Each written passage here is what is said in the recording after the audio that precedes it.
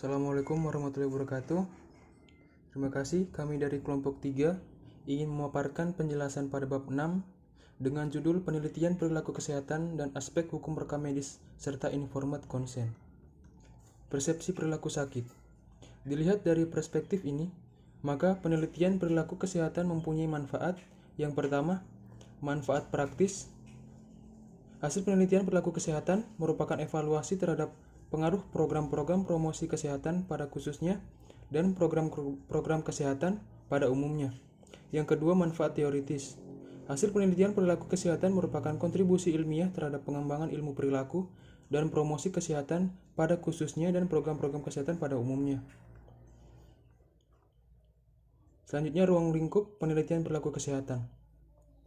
Telah diuraikan dalam bab sebelumnya bahwa perilaku kesehatan dikelompokkan menjadi dua, yakni perilaku kelompok atau segmen orang yang sehat dan kelompok orang yang sakit.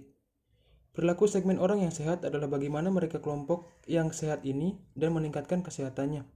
Sedangkan perilaku segmen masyarakat yang sakit adalah bagaimana mereka supaya sembuh dari sakit dan menjadi pulih kesehatannya.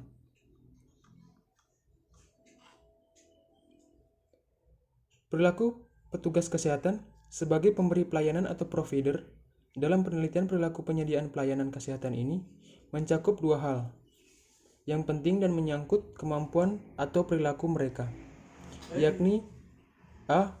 Manajerial. Institusi pelayanan kesehatan sekecil apapun memerlukan organisasi dan tata laksana yang baik, sehingga menjadikan pelayanan kesehatan tersebut efektif dan efisien. Selanjutnya, pelaksanaan teknis dan fungsional. Di samping kemampuan manajerial, pelaksanaan pelayanan kesehatan di tataran lapangan sebagai ujung tombak pelayanan juga harus mampu menghadirkan pelayanan yang memuaskan bagi para pelanggan atau pasien. Yang kedua, perilaku calon pemberian pelayanan kesehatan atau siswa dan mahasiswa dalam pendidikan tenaga kesehatan.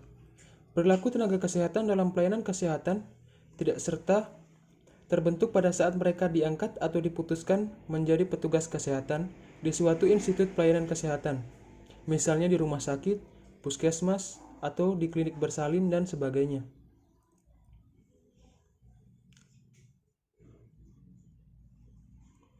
Proses pendidikan ini dapat mencakup dua hal, yakni yang A. Motivasi. Telah diuraikan dalam bab sebelumnya bahwa motivasi adalah dorongan atau alasan untuk bertindak atau berperilaku. Motivasi calon tenaga kesehatan di suatu institut pendidikan adalah alasan mengapa mereka memilih atau masuk pendidikan tenaga kesehatan tersebut. B. Proses pembelajaran. Akibat motivasi yang rendah dalam memasuki institut pendidikan calon tenaga kesehatan, maka kinerja atau performance dalam proses pembelajaran juga rendah. Akibatnya, prestasi mereka pada umumnya pas-pasan saja. Belajar sebenarnya merupakan proses untuk mematahkan diri sehingga mampu melaksanakan tugas atau pelayanan sesuai dengan standar yang ditentukan. Tetapi karena motivasinya rendah, maka belajar hanya dikontasikan untuk sekedar lulus. Yang ketiga, perilaku masyarakat. Dalam uraian sebelumnya, telah disinggung bahwa masyarakat sebagai klien atau pengguna sarana pelayanan kesehatan dikelompokkan menjadi dua, yakni kelompok masyarakat yang sehat dan kelompok masyarakat yang sakit. Namun demikian, dua kelompok masyarakat sehat dan sakit ini di lapangan tidak dapat dibedakan seperti warna hitam dan putih, sebab di antara kedua kelompok ini selalu ada daerah abu-abu atau gray area. Misalnya pada kelompok masyarakat sehat, secara nyata sebenarnya juga terdiri dari dua kelompok, yakni kelompok yang benar-benar sehat, tetapi juga ada kelompok yang sudah beresiko, misalnya ibu hamil, ibu menyusui, bayi dan balita, kelompok usia lanjut atau lansia, dan sebagainya. Demikian juga dari kelompok masyarakat yang sakit ini, ada kelompok yang juga benar-benar sakit, tetapi ada kelompok yang belum sakit, sudah berpotensi sakit yang lebih berat, misalnya penderita hipertensi, diabetes mellitus, berkolesterol tinggi, dan sebagainya. Terkait dengan dua kelompok masyarakat tersebut, maka perilaku kesehatan atau perilaku sehat juga dikelompokkan menjadi dua, yakni yang pertama perilaku sehat atau healthy lifestyle adalah perilaku orang yang sehat untuk memelihara dan meningkatkan kesehatan mereka. Oleh sebab itu, Oleh sebab itu, perilaku ini secara rinci mencakup tindakan atau perilaku. Yang pertama, mencegah dari sakit, kecelakaan, dan masalah kesehatan yang lain atau preventif. Kemudian meningkatkan derajat kesehatannya atau promotif, yakni perilaku-perilaku yang terkait dengan peningkatan kesehatan. Perilaku orang sehat supaya tetap sehat atau terhindar dari penyakit dan bahkan lebih meningkat kesehatannya ini sekurang-kurangnya mencakup di bawah ini. Yang pertama, makan dengan menu seimbang dengan komposisi makanan sehari-hari terdiri dari makanan-makanan yang mengandung karbohidrat, protein, lemak, mineral, dan vitamin-vitamin. Yang kedua, aktivitas fisik secara teratur, tidak harus dalam bentuk olahraga, sekurang-kurangnya 30 menit sehari dan kurang-kurangnya 3 kali dalam 1 minggu. Yang ketiga, tidak mengonsumsi makanan atau minuman yang dapat menimbulkan adiksi atau kecanduan, termasuk tidak merokok.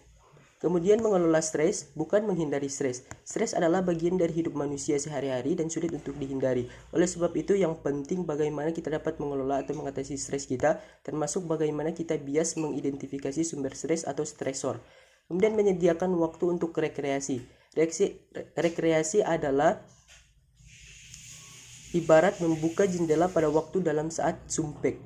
Maka sewaktu-waktu berekreasi dengan keluarga adalah penting. Kemudian menjaga kebersihan diri atau personal hygiene, lingkungan, dan makanan atau minuman sehari-hari.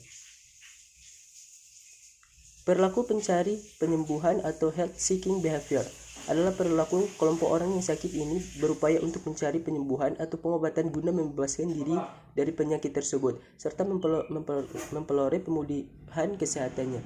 Oleh sebab itu, perilaku penyembuhan ini mencakup yang pertama, mengenali gejala penyakit dengan menggunakan caranya sendiri, misalnya pengalaman orang lain atau pengetahuan yang dimiliki. Kemudian yang kedua, melakukan penyembuhan atau pengobatan sendiri atau self-treatment atau self-medication sesuai dengan pengetahuan, keyakinan, atau kepercayaannya. Perilaku pengobatan sendiri ini terdiri dari berbagai bentuk, baik secara tradisional maupun modern. Yang ketiga, melakukan upaya untuk memperoleh kesembuhan dan pemulihan dari luar sesuai dengan pemahaman dan persepsi terhadap penyakitnya tersebut.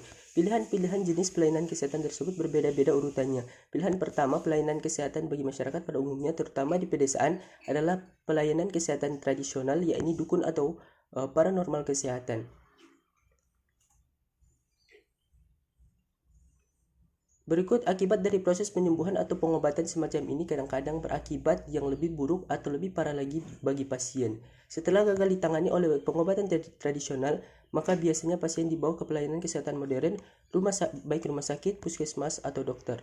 Namun demikian, karena sudah terlambat, maka pelayanan kesehatan modern pun tidak mampu menanganinya alias angkat tangan. Oleh sebab itu, seyogianya pelayanan kesehatan sebagai tempat pencarian penyembuhan atau pengobatan atau health seeking behavior ini sesuai dengan urutan di bawah ini. Yang pertama, pelayanan kesehatan primer, bentuknya seperti puskesmas, dokter praktik, bidan, atau mantri praktik. Apabila pelayanan kesehatan primer ini tidak berhasil menanganinya, maka baru mencari pelayanan kesehatan rujukan. Kemudian yang kedua, pelayanan kesehatan rujukan tingkat pertama atau rumah sakit tipe D atau C.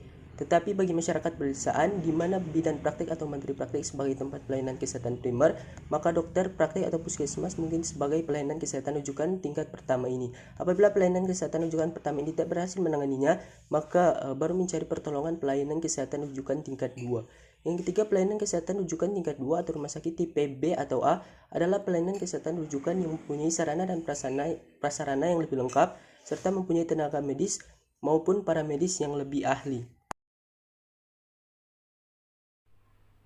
Pengukuran perilaku kesehatan. Domain atau ranah utama perilaku manusia adalah kognitif, afektif, dan konasi, yang dalam bentuk operasionalnya adalah ranah pengetahuan, sikap atau attitude, dan tindakan atau praktek. Pada pengetahuan adalah hal apa yang diketahui oleh seseorang atau respon terkait dengan sehat dan sakit atau kesehatan, misalnya tentang penyakit, penyebab, cara penularan, dan cara pencegahan, seperti gizi, sanitasi, pelayanan kesehatan, dan kesehatan lingkungan. Yang kedua yaitu sikap atau attitude adalah bagaimana pendapat atau penilaian orang atau respon terhadap hal yang terkait dengan masyarakat, sehat sakit, dan faktor yang terkait dengan faktor risiko kesehatan, misalnya bagaimana pendapat atau penilaian respon terhadap penyakit demam berdarah anak dengan gizi buruk, tentang lingkungan.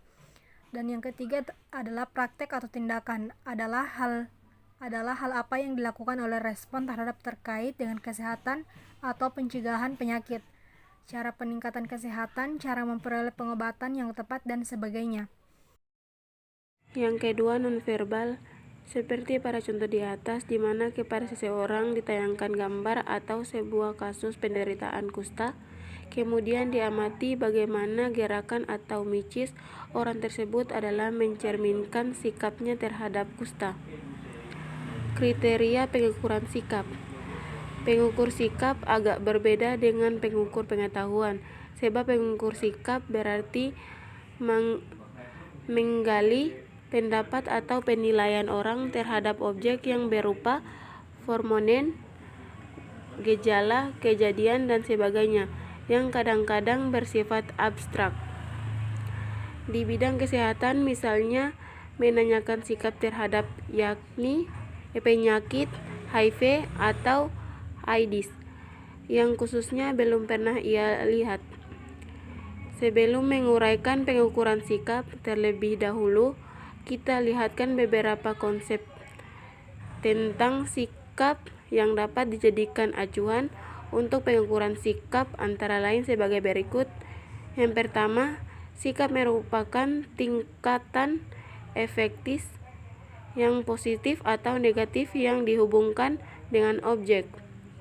Yang kedua, sikap dilihat dari individu yang menghubungkan efek yang positif dengan objek. Objek individu menyenangkan objek atau negatif atau tidak menyenangi objek. Yang ketiga, sikap merupakan penilaian dan atau pendapat terhadap individu objek.